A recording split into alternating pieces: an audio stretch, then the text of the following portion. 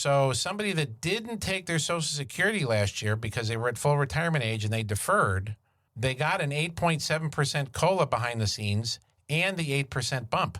So that is massive. It's critically important because of how much that can snowball. Sure. That you go in and you look at this, and whether you do your own planning or you work with an advisor, that you bring this up, because that is a guaranteed 8% return from the Social Security Administration. There is nowhere else on earth that you can have that kind of a guaranteed return.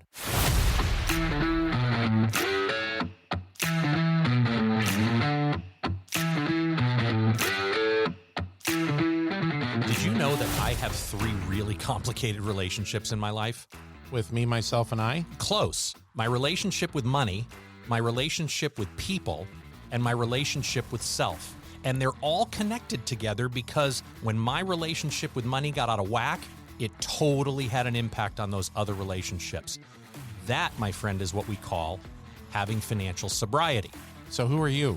I'm Matthew Grishman. Who are you? Jim Gebhardt. And we're a couple of financial advisors trying to have an untraditional conversation about our favorite topic, money. Let's go. We are back in studio today with none other than Beth Gebhardt. Hello. We still have Matthew recuperating, and today's episode... I'm more fun anyway, aren't I? Well, sure. Than Matthew? I can say that with him not here. Hopefully he won't listen to this episode. The general theme today, the message today, is going to be a little bit on the tail end of our Medicare, our answer. Which was riveting, can we just say? Right. Just want to say riveting. We are sponsored by Snoozer Alert, is Social Security. Wow, what is about a beautiful backup to Medicare is Social Security. Yep. Snoozer Alert too. But before we get into that and all the glories and joys that we're going to talk about with Social Security today, what is on your gratitude list? I think the top of my gratitude list right now is the fact that our 2 oldest daughters are home from their South Sea Adventure, which was a phenomenal opportunity for them to be traveling around New Zealand and Australia and Fiji, and just coming off a summer where our kids had some great opportunities to experience life outside the United States and other places in the United States, which is great. And I am grateful for the opportunity for them to be able to experience that while I went to Trader Joe's. And don't even try to pull off you went to Trader Joe's, because you don't go to Trader Joe's. Okay, and that's my gratitude today is that I don't go to Trader Joe's. You went to the golf course. That's your gratitude, exactly. You're welcome. Okay, and that's a wrap. So that's my gratitude. What about you, Jim? What's your gratitude? I'm grateful you go to Trader Joe's. Yeah, all right. I am grateful that you and I spent 3 days a few weeks ago in the great state of Chicago. Yes. Attending great a workshop. State of Chicago? Sorry, the great city of Chicago. The great state of Illinois, where we attended a workshop on some pretty nitty-gritty topics related to Medicare and Social Security, which was great timing relative to what we're going to be talking about today. Right. But the ability to be able to get away like that and sharpen the saws, I like to say, and have a little fun with you in Chicago with glorious fall weather. Oh, the weather was perfect. Oh, my goodness. Yeah. I mean, it's not like that all the time in Chicago? We are sponsored by, today's episode is the Chicago Chamber of Commerce. So, I mean, Social Security is such a massive topic that it's one of these areas as financial planners and in our wealth management business that we get into when we're doing the planning work for clients is we ask them to, go online, get your Social Security benefit statement, bring that in addition to all the other documents. And when we get to the point of digging into their financial plan and looking at how this is all going to work, one of the big show and tells in the actual software presentation is showing them what the expected lifetime benefits are for a married couple to receive, who live a long life, to receive on their joint security. On their joint Social Security. Right, okay. If both of those spouses have been working in jobs that pay into Medicare, key factor, which we're going to talk more about that later, but if you're both in jobs where you're paying into you're paying your FICA Social Security tax, right? It is pretty routine in our client base that lifetime expected benefit is over $2 million. That's a lot of money. It is not the least bit uncommon for that to be between like $1.8 million and like $2.4 million. Well, I think that's also, it's an interesting point because I think a lot of times people are like, it's not very much money. I don't need to pay super close attention to it. It's not going to be there for me. It's not going to be there for me. Right. You know. So I wanted to dispel some of those. At it when it's really nothing to scoff at. It is nothing to sneeze at. Mm-hmm. And while Social Security is one of those things where it's too important for guesswork in terms of just not really spending any time on it, the thing that I always point out, because I'm gonna mention the A word. Ruh-roh. What's the A word? An annuity. Oh. An annuity. Not an annuity. So I just offended probably 2/3 of our audience because of the concept. Defended or offended? Offended. Offended. Because of the concept of what that represents, right? Doesn't everybody need an annuity? Well, if you pay into Social Security over the course of your lifetime and you have 40 quarters that make you qualify for your Social Security benefits at an age somewhere between 62 and 70, you're receiving an annuity. Because what at the end of the day is an annuity? An annuity, very simply, is a stream of income. It's a stream of lifetime income. And who the heck doesn't want lifetime income that you can't outlive? Sure. Right? Right. It's kind of like a life insurance. Well, there is a little bit of kind of a life insurance component for Social Security in the context of there are, to the extent you're married, you have survivor benefits that kick in, which we'll talk more about that, but that kick in when one of the spouses passes away. Right. Okay. If you go back to, let's say, our grandparents' generation, pensions were commonplace. Right. Pensions were very standard issue. Yes. And what is a pension? A pension is a series of lifetime income payments that you can't outlive. You receive the pension as long as you live. With an annuity, that's the same. That's really the core definition of the annuity. So Social Security is the largest annuity on earth. And yet too often, I think when we meet clients in the office, they dismiss it or poo-poo it a little bit like it's really not a big deal. Right. Or and not a big deal, and maybe not really, it's kind of a no-brainer in terms of when I should take it. Right. That is one of the keys to the castle here is making, thoughtful, intelligent, planning-based decisions on when you should take it. Another point that we're going to come back to. Just would like to point out that only 4% of people make the financially optimal decision of when to collect Social Security. Yowza. It's not very many people. Wow. So I think the point is you need to pay attention to it. Oh, yeah. This is definitely something not to hit the snooze button on. Right. Right. So, and I've got just an example here that I want to read out to everybody. So if you go to the Social Security website and you sorry, not to interrupt you, but I am interrupting you. This is one of the things that I think is an opportunity to make a point here about the importance. I know you kind of mentioned it a little bit earlier about the importance of actually setting up your My Social Security account. Yeah. And because I've run into clients that they thought they had it set up, but then something happened. There was something happened and they couldn't get in. They couldn't reset their password. It's a big old hassle.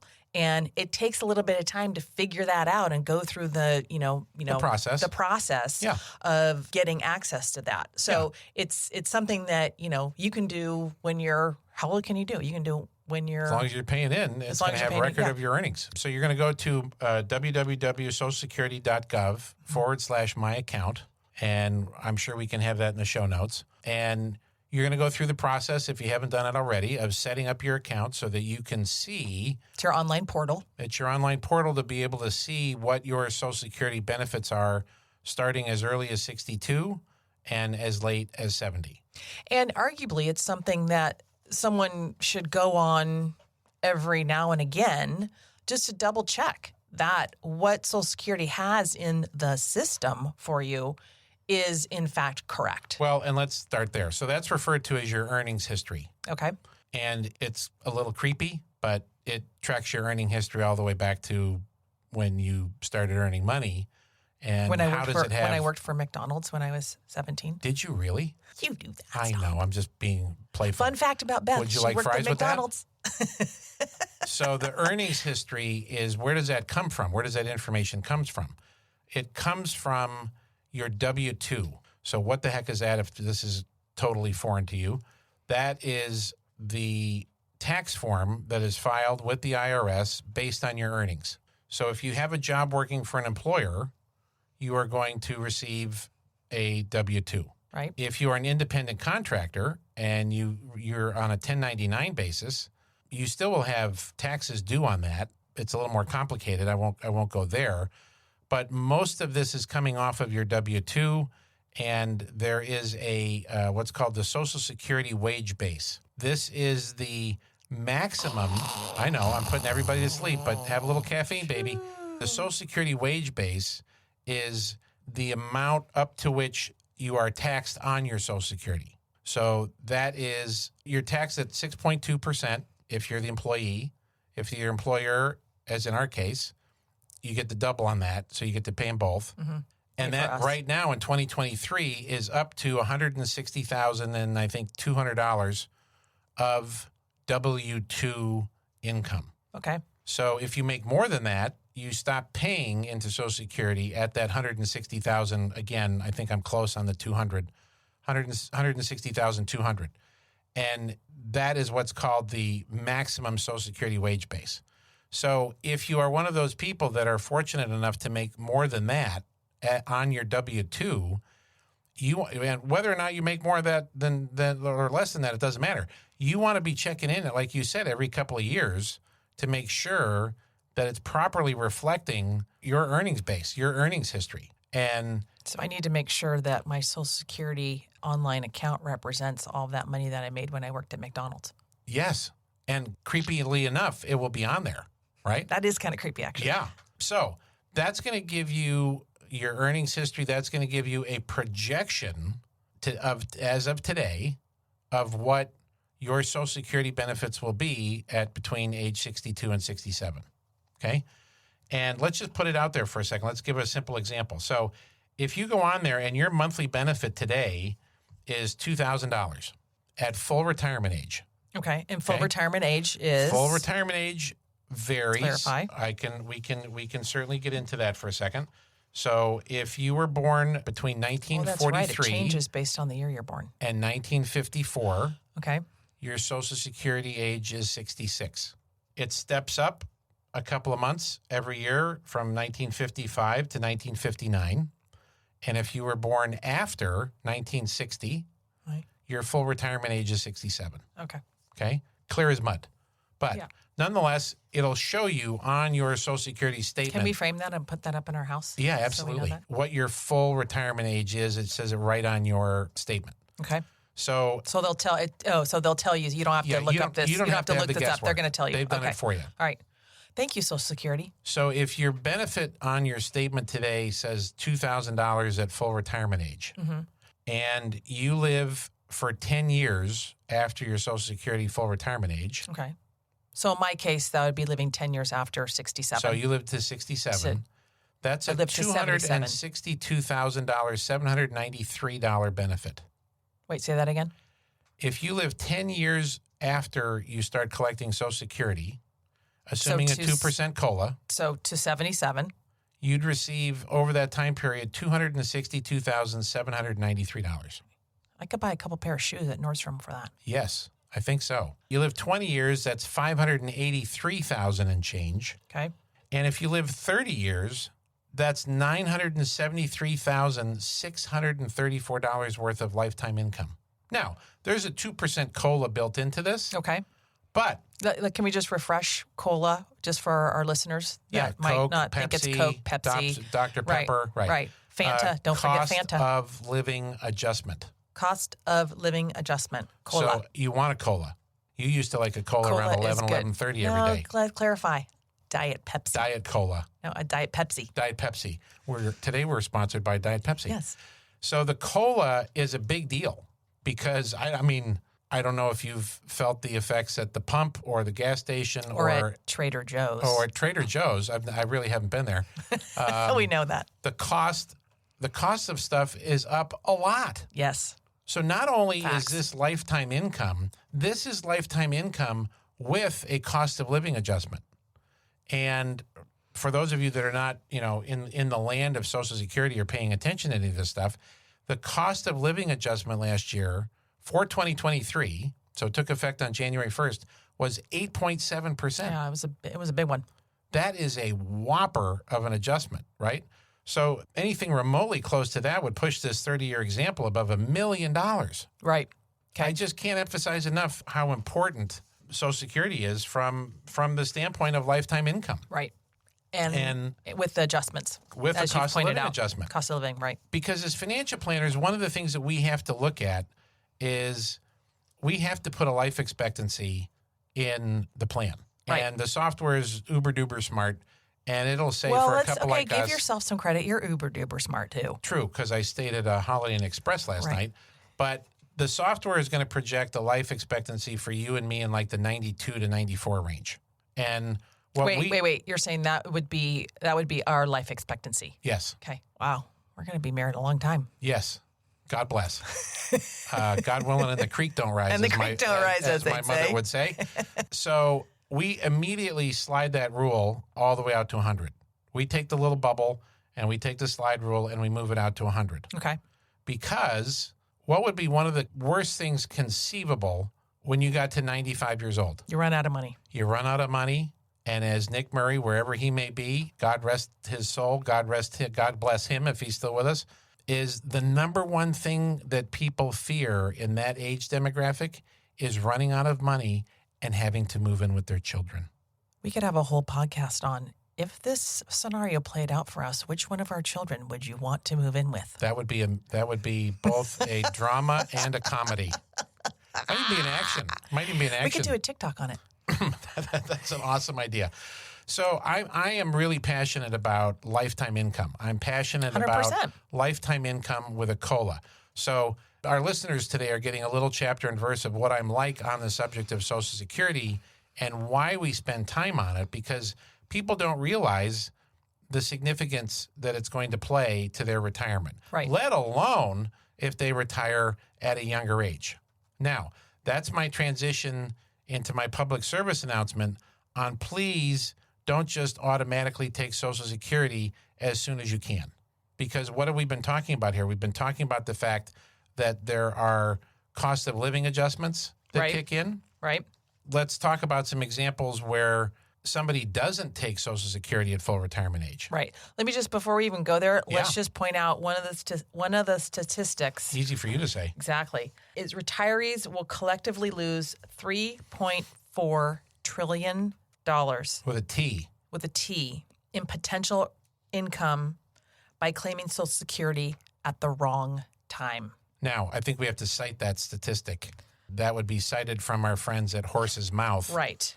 Which is part of the conference that we went to where they reference that data, and there may even be a subject footnote to that. Right. Let's just talk about that for a second. $3.4 trillion in lost benefits from not maximizing your benefits. Right. Applying at the same time, well, which I know we'll get into, but you can change your benefit. Well, not really. Oh. Not really. This gets into the whole misnomer that I paid in and I want my money. So I'm going to take it at 62. Right. Where that can get really short-sighted is looking at we talked a lot about this in the Medicare episode, but again, Social Security is one of these things that is very, very individualized and almost custom planning to your circumstance. Right. What are your health dynamics? What is your life expectancy? What is your need from income? What's your work situation? Do you want to keep working? Do you want to stop working, or do you have to stop working? Right. What are your survivor needs? Right. So in our case, let's use the two of us, right? Okay. So you have been home. You were home for 20 years with the kids. Eating bonbons and watching Oprah. And going to Trader Joe's. On occasion. And therefore, as a result, my Social Security benefits are greater than yours. That's not a show-off thing. That's just a fact. So if I take Social Security at 62, there is because of my age, again, this is almost as technical as the Medicare stuff, but at my age, I was born in 1970, So I'm born after 1960, which means my full retirement age is 67. 67.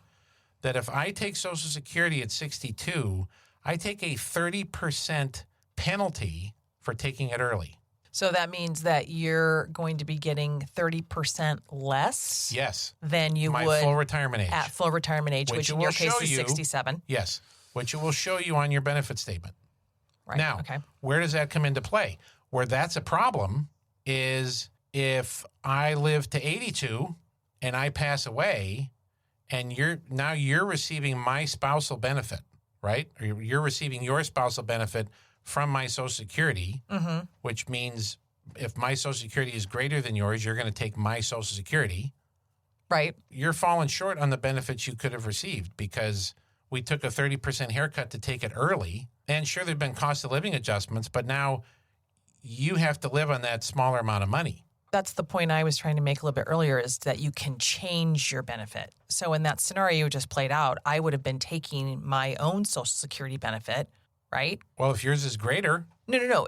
We're talking about the scenario, or the Beth and Jim scenario. Mine would have been less. But we were both taking our Social Security benefits. Yes. Right? Yes. We're married. We're both getting them. We're still alive. Yep. We're both getting our Social Security benefits. Yep. Right? But then you die. On my way to Trader Joe's. On your way to Trader Joe's. Gotcha. It's more like on your way to the golf course. But anyway, it's incumbent upon me, or maybe I'm wrong, it's incumbent upon me then to change my benefit or to Social Security. I would say explore your options. Okay, but here's my point. Is Social Security going to automatically be like saying, okay, hey, Beth, we need to switch you to your survivor benefit because your survivor benefit is greater than your Beth benefit? I can't answer that. Oh, okay. I can't answer that. Okay. That was the case with my parents. Okay. It did automatically switch. My father passed away first, and the following month, well, there's a little nuance to that the month that you die, you owe Social Security for the month that you died. You don't get that month. Sidebar. Oh. But so it's best to die in the first of the month? Right. Not the 29th of the month? Or the 21st of the month in my dad's case. Right. It did automatically adjust my mother's survivor's benefit to my father's. Okay. But I wouldn't necessarily say that's the case. You got to be paying attention to it. And there's circumstances, right? We're talking about a married couple. Right. And those survivor benefits. But then you get into the nuances of what if there was a divorce and you were single? So we have an employee who was married for 20 years, got divorced, has not remarried. That's a subtlety. That's another landmine. That is another very interesting thing. But there's a marriage rule around if you get remarried before the age of 60, it impacts your divorce Social Security benefit. And you had to have been married for 10 years. You had to be married for 10 years, right? So there's a lot here that we'll save for another day. But there are benefits where, in her case, and it's tricky to try to find out what her ex-husband's primary insurance amount, that's what it's called, your PIA, right, which is the benefit that you're entitled to at full retirement age. But he was a high wage earner, and so we can do some basic guesswork on that. And as it turns out, it looks as though when we've done some calculating and math for her, that her benefit actually might be more at 70 than his, but we're still trying to, get some facts on that. Right. Point is, this is not a slam dunk. Right. The spousal benefit is huge because not taking that early saves you that first 30% discount or penalty. Right. Right. But then the kicker on the other side is every year that you don't start collecting Social Security at your full retirement age, you get an 8% kicker. So every year that you defer your Social Security, you get what's called a deferral credit of 8%. Okay, so if I don't start taking my Social Security at 67, which is my full retirement age, yeah, and then I wait, yeah, every year that I don't take it, I get an 8% bump. So it will be a 24% bump when you're 70.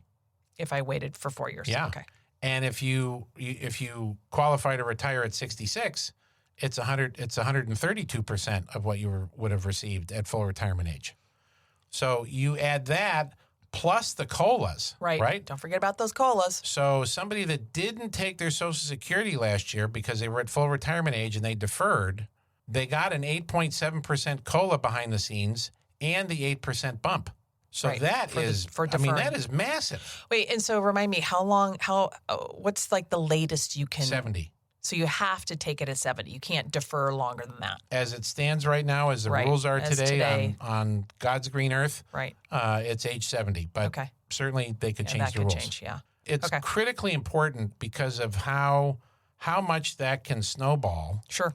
That you go in and you look at this, and whether you do your own planning or you work with an advisor, that you bring this up, because that kind of income, and we get into it with clients all the time in terms of that is a guaranteed 8% return from the Social Security Administration. There is nowhere else on earth that you can have that kind of a guaranteed return. And we look at it on a case-by-case situation with clients to say, is your cash flow good as it is right now at 68? Yeah, no, we're fine. We've got our cash tucked aside. Okay, then let's defer it a year. And it's not an invisible bucket of money, but it's not something that's in front of you every day, and you can't look at your brokerage statement and all that. So to me, that's an automatic deferral where we're going to bump it and get that 8% plus the COLA, because both once they start to receive it and for any spousal benefit, that's really significant. Yeah, I'll say. Yeah. Okay. Thanks for looking out for me. I'm doing my best. I appreciate it. So there's a lot of factors to consider when you're applying or you're thinking about applying for Social Security. Mm-hmm. And those spousal benefits, the divorce benefits is another one. But the thing I want to talk about next is something that doesn't apply a lot. It's really only about 3% of the time is what our friends at this kind of national network of Social Security gurus shared with us. But that is something called the government pension offset. And I want to point this out because while it may only be 3% of the population, if it applies to you, it's 100%. It's important. It's critical. What is the government pension offset? So if you and or your let's spouse, say we have clients in this situation. Let's also just kind of roll back the tape for a second when we were talking about pensions. And out of the several hundred clients that we work with, we do not have very many that have pensions. Right. The majority of the clients that we have that have pensions are government pensions. They're either a teacher, fire person, police, state employee, Caltrans, whatever it might be. They're receiving a government pension. Now, some nuance here, and to those of you that are in the state of California, is most of the teachers that we work with, which is a lot of the pensioners that we have, they pay into the state teachers retirement system, which is called STRS. They are not paying into Social Security. They are not paying the FICA tax. As a result of that, they themselves do not receive a Social Security benefit. They don't qualify for a Social Security benefit. Correct. Because they haven't paid into it. Okay. Now, if Matthew were here, he would be standing on the desk talking about his parents, who are both educators in the state of New York. Right. Lifelong, his mom's a retiree, his dad's still cooking as the longest running school superintendent in the history of New York State. They pay into Social Security. So not only do they have their teacher's pension, but they have a Social Security benefit for each of them as well. Now, here in California, why is this important? Well, this concept of what's called a government pension offset is let's use you and me as an example. Okay. So let's say you have been a career teacher and you have a $75,000 pension at retirement. Okay. Okay. And my Social Security is half of that, is $37,000. Okay. Well, your own benefit. My own benefit. Okay.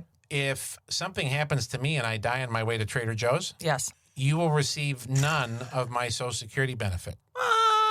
And there are calculators for this. There's certainly things you can do on the Social Security website. We'll offer a resource at the end of the show on this as well. But this is a big deal. And if you're a teacher in the state of California, or you're a government employee in the state of California, this gets really important in looking at the nuance of your Social Security and the specificity of your Social Security benefits from the survivor benefit perspective. Right. Right? Okay. Now, using the software that we use to help clients with planning, we can go in and make those very specific modifications and run their plan to show that they're, based on everything that we've put together, they're still on a good trajectory. But it's a pretty bitter pill to swallow when you think that someone is paid into Social Security for an entire career and their spouse doesn't. If they get hit by the bus, their spouse gets nothing. Right. And it's not like that money goes somewhere else. Right. This is a hot topic for those clients. And I mean hot topic in the sense of emotionally. Right. Because of what it means. Well, we're talking about a chunk of change. Well, right. I have some biases around taking Social Security early. I don't think it's a slam dunk. So clarify that. Some biases around not taking I have bias around taking Social Security early, meaning 62 or 63. Which, okay, you're the rhetoric major. Thank you. Correct me. Just to make sure that our English majors are getting this correct. Yes, that your bias is to not take, or your general recommendation is to not take Social Security early. Yes, it's still a very case by case situation. Yes, absolutely. Right. Always want to say You've that. got health factors involved. You've got there's a variety of things that can apply here. So if you start taking your Social Security prior to full retirement age, yes, and you're still working, because a lot of the people that we talk to that want to take it early, they have a mindset around, well, it's my money, right? I want it. I get that, but let's slow the roll and let's look at this, because if they're still working, we could have a show just on this. Is what's called the earnings threshold test. Has to do, well, I know. I mean, this is not sexy, riveting stuff, but it is, it is a series of, again, landmines. Right. That if you're just kind of asleep at the wheel and you're like, I want my Social Security, give it to me now. Right. And you're still working. Well, if you make more than $21,240 in 2023, then you're going to have benefits withheld. Now, I use that word very intentionally, withheld. Okay. It is not a penalty. The difference in terms of what you're receiving from your full retirement age to 62, that 30% if you're born after 1960, that is a penalty. There's no way to get that back. Okay. That's gone. Gonzo. That decision is a one and done. These are benefits that are withheld until you reach full retirement age. Okay. And then there's a really complicated calculation, no doubt, which we will not get into today, that is going to adjust your Social Security for those benefits that were withheld. So they add that back in ish, not necessarily on a one-for-one basis. Okay. So again, the point here is that this is complex. Right. I know we've talked a lot about not necessarily taking benefits early at, like, let's say 62. Right. And I want to kind of recap it for everybody. Okay.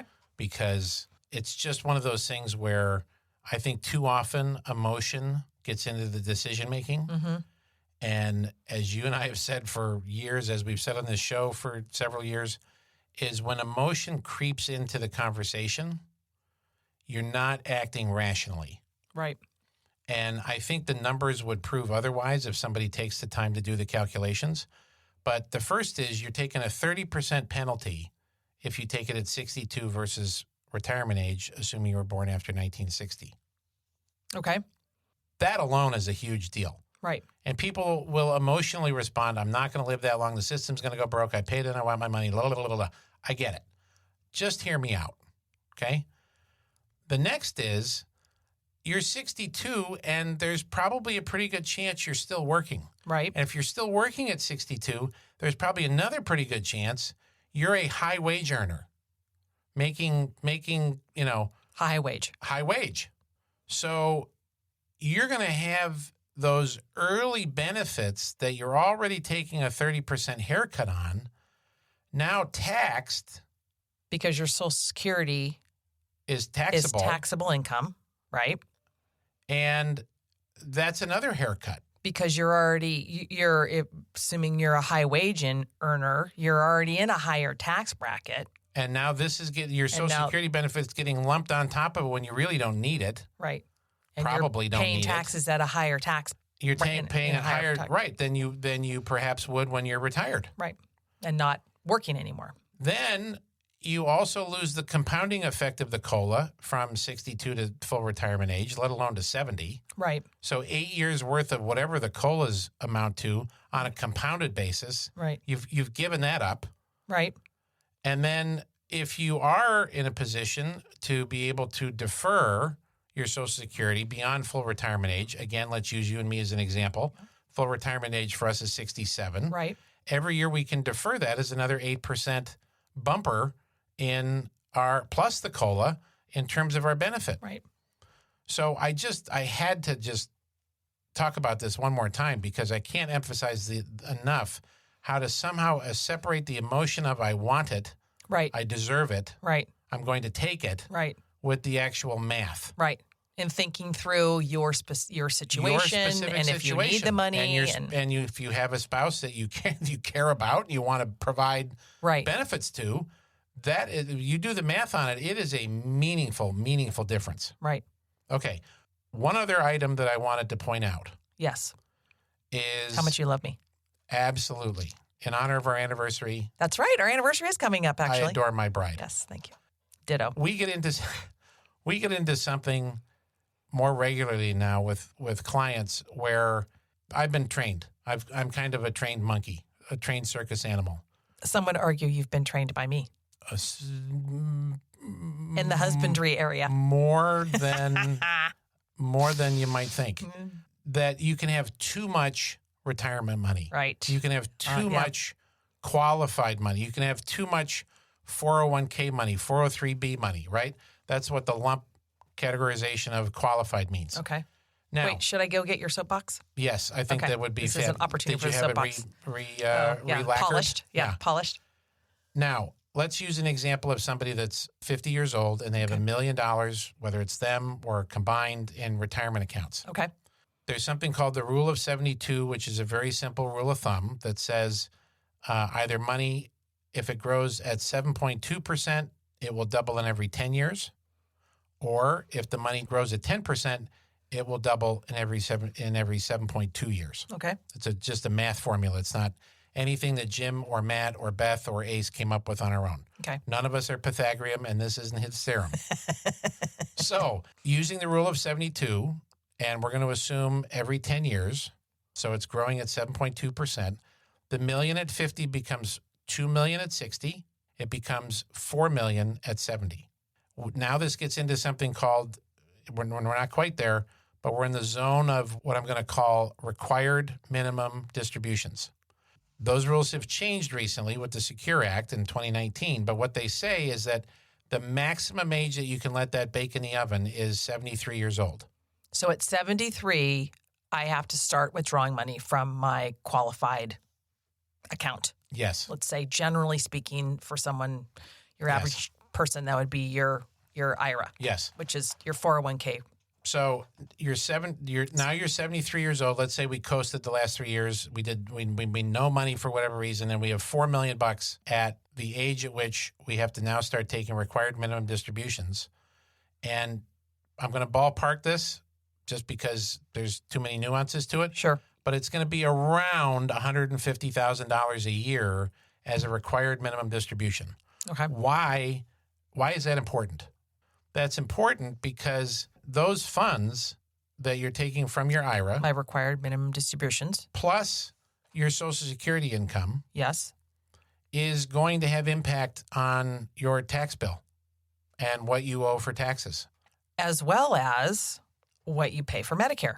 What Because are as those called? we've talked about that. Well, some people call them penalties, but depending on your income, if you're the higher income that you are, the more you pay for Medicare, and that's referred to as the IRMA charges, or the income-related monthly adjusted amounts. So Right. basically, the more money you earn, the more money you pay for Medicare. Right. So it impacts your tax bracket in terms of what you pay in taxes, and it also impacts what you pay for your health care.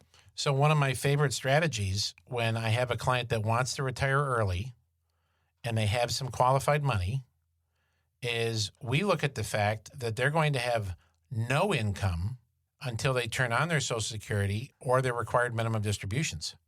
So if they're in this situation where they have a meaningful amount of money in qualified accounts, we will actually start to work with them on taking some of those distributions and living off of that money at the lowest tax bracket maybe they've ever been in. Right. Because they're no longer have any earned income. So it's a planning opportunity, because then the backside of that is they're not going to have bigger RMDs to deal with, which may put them in a lower tax bracket, which is going to help them both with, if you will, holding on to more of their Social Security benefits, as well as potentially being in a better IRMA, I'll call it an IRMA bracket. So lowering their costs, their healthcare costs. Lowering their Medicare costs. Right. So it's a triple whammy when you start to look at this stuff, which is why I'm like a broken record. Just don't blindly and just emotionally take it early because you deserve it or want it. Right. So, there's so much that we could talk about here. I think I want to reemphasize going to the Social Security Administration /my account to go in there and to look up your Social Security, your specific Social Security benefits. Right. There's lots of online calculators. If you're working with a financial advisor, we would encourage you to have conversations with them, particularly if you have a pension and you're a government employee. You definitely want to be looking at all of that. Right. I mean, we have an example with a client where the wife was a teacher and she's retired and she's receiving a pension of about $75,000. She's 65 in a couple of months. Mm-hmm. Her husband is retired, but the buyout from his business is keeping him on the W-2 payroll for the business for a couple more years. He's also 65. When we did all the math, his $3,700 benefit at full retirement age, Social Security benefit, if something happens to him, his wife is going to receive none of it. And he has some significant health challenges. And his wife is going to receive none of it because of this government offset. Pension offset. Right. Yes. Okay. So when we looked at all of this, it was like, there's no point to you to wait to 70 because you don't necessarily have a long life expectancy. You have a shorter than average life expectancy. Right. So this is where taking the bird in the hand and starting his benefit at full retirement age, which by that point, the buyout that keeps him on the W-2 for his business will be done. That they'll start at least collecting the benefits, which over a modest life expectancy, I think if it was 76 or 77 years old, when I did all the math, it was about $500,000 worth of income from 66 and 8 months until like a 10-year window. Now, granted, he's got to live that long. Right. But it's just, I can't emphasize enough how important it is to get on top of this, even if you're a number of years off from retirement. But bring it into your financial planner. Right. Or go online and do some of the calculations. If you're divorced, you got to give a little thought to what kind of earnings did my ex have. And the Social Security Administration as a whole are helpful people. But one of the trends that our friends at the kind of the national level have been explaining to us is that a lot of those folks were baby boomers themselves, and they're retiring. So the knowledge base is not quite... It's not transferring. Quite as good as perhaps it was not that long ago. Mm-hmm. So I would not encourage someone to necessarily think that speaking with a representative from Social Security particularly in a complicated case, is the only answer. Right. So I think the point you're trying to make is that the Social Security advisors or people that are working at Social Security, their job is to process the applications. Their job isn't necessarily to advise you on what is the best time to take into consideration all the different nuances of your specific situation. So the point on this is we're not bashing the Social Security Administration, but not to be it's not their job. It's not their job. Their job is not to advise you. Nope. Their job is to take applications. Their job is to take applications and process the application. Right.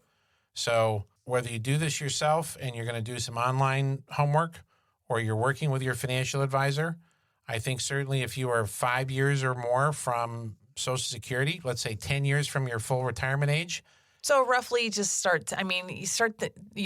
Late 50s. Yeah, start paying attention to it in your late 50s. Yeah. Well, pay attention earlier on just to make sure that what'd you call it? The earnings? Yeah, your earnings record. Your earnings record is correct. Is correct. 100%. And to the extent we can be a resource here, my email is jim@yourfinancialsobriety.com. We do have some different calculators. They're not DIY calculators, so reach out to us. Maybe we can help find an advisor in your area that has some expertise on this. Or reach out if you're working with an advisor. Reach out and have specific conversations about Social Security. 100%. Because this benefit it's too significant over the course of a nice long retirement. And it's too important. It's just too important for guesswork. You're doing yourself, as the stats proved, and repeat that stat with us again, only 4%. I believe only 4% take the optimal. Yes, optimal decision. There's caveat because I don't actually have a specific reference to this aside from our friends at Horse's Mouth, but only 4% of people make the financially optimal decision of when to collect Social Security. If we wanted to try to, somehow move that needle, I think we're doing it today, because if we can move that needle from 4 to 5 to 6 to 7. That would feel very good. There'll be no way for us to ever prove that. This is our Social Security public service announcement. It is. I'm so grateful to be in studio with you today. I think we should run out right now and go have lunch at Trader Joe's. Yeah. And with Big that, splurge. That's a wrap. If you like what you heard, leave us a review and be sure to subscribe. And check out our website, yourfinancialsobriety.com. Thanks again for listening today. Here to help you find more clarity, confidence, and capability along your journey into financial sobriety. I'm Matthew Grishman. And I'm Jim Gebhardt. Be intentional with your money.